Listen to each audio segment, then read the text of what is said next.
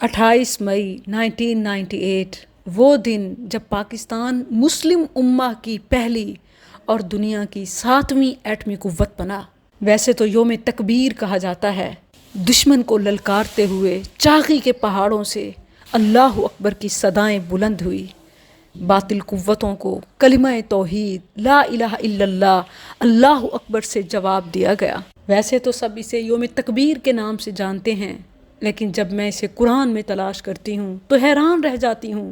اللہ عز و جل نے نہ صرف سابقہ امتوں کا، اس وقت کے موجود لوگوں کا، بلکہ قیامت تک کے آنے والے لوگوں کا، خاص خاص دنوں کا کیسے ذکر کیا۔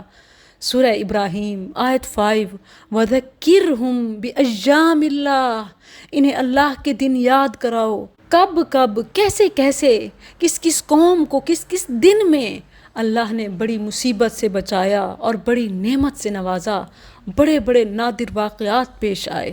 وَذَكِّرْهُمْ بِأَيَّامِ اللَّهِ، آپ سب تو اسے یوم تکبیر کے نام سے جانتے ہیں نا، میں اسے تذکیر بأیام اللہ میں شمار کرتی ہوں کہ یقیناً مسلم امہ کی تاریخ میں، اقوام عالم میں یہ دن بڑا ہی تاریخی اہمیت کا دن تھا۔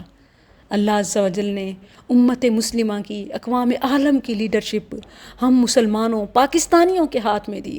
ہمیں چاہیے کہ ہم بھیک مانگنے کے بجائے، قرضے لینے کے بجائے اللہ کے احکامات کی پاسداری کریں، ایمانی غیرت کو جہاد فی سبیل اللہ کے ذریعے زندہ کریں۔ اگر واقعی ہم ان دنوں کو، ان واقعات کو یاد کریں کہ جن میں اللہ عز و جل نے ہم پر عظیم احسان کیا اور ہمیں قیادت کا موقع بخشا، تو یقیناً ہمارے لیے بڑی رہنمائی موجود ہے۔ اللہ نے فرمایا ان فی ذلک لآیات لکل صبار شکور، اس میں ہر صابر شاکر کے لیے بڑی نشانیاں موجود ہیں۔ جب ہم نے اپنی ایمانی غیرت کو، خودداری کو مقدم رکھا، یہ قرضہ لینا تو بہت معمولی بات ہے، آپ صدقہ دینے والوں میں، لوگوں پر احسان کرنے والوں میں، خرچ کرنے والوں میں شمار ہو جائیں گے۔ ہماری گولڈن تاریخ ہمیں یہ یاد دلاتی ہے، یوم تکبیر، تذکیر بأیام اللہ جیسے واقعات کہ جن دنوں کی نسبت اللہ عز و جل نے اپنی طرف کی، یہ پاورفل ڈیز ہیں۔